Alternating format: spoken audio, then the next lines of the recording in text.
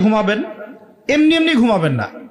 ঘুমানোর আগে বিসমিল্লাহ বলে লাইটটা অফ করবেন, বিছানাটা বিসমিল্লাহ বলে ঝাড়বেন, ঠিক আছে? ওয়াশরুম থেকে পারলে অজু করে আসবেন।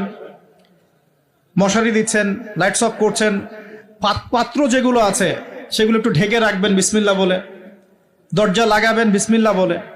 এরপর 3 বার পড়বেন সূরা ইখলাস একবার, সূরা ফালাক একবার, সূরা নাস একবার, পরে হাত একত্রিত করে ফু দিয়ে গা মাসাহ করবেন। এই কাজটা 3 বার করবেন। একবার আয়াতুল কুরসি পড়বেন, সূরা বাকারার 255 নম্বর আয়াত, আল্লাহু লা ইলাহা ইল্লা হুয়াল হাইয়ুল কাইয়ুম, এটা শেষ পর্যন্ত।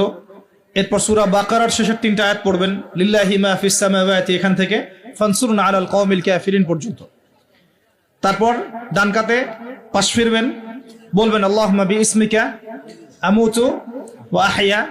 হাত নিবেন, হাতে গুনতে থাকবেন সুবহানাল্লাহ সুবহানাল্লাহ সুবহানাল্লাহ 33 বার, আলহামদুলিল্লাহ আলহামদুলিল্লাহ আলহামদুলিল্লাহ 33 বার, আল্লাহু আকবার আল্লাহু আকবার আল্লাহু আকবার 34 বার।